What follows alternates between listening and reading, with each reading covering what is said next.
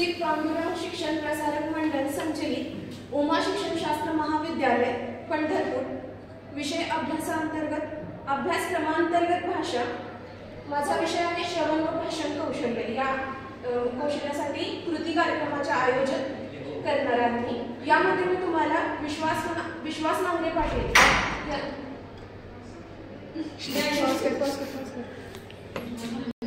एका भाषणाची छोटीशी क्लिप ऐकवणार आहे।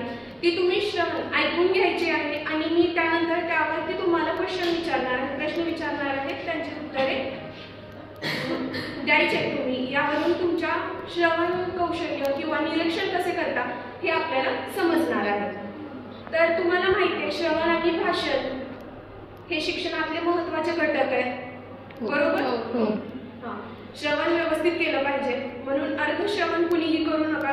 व्यवस्थित श्रवण करा आणि नंतर त्यांच्यावरची उत्तरे द्या।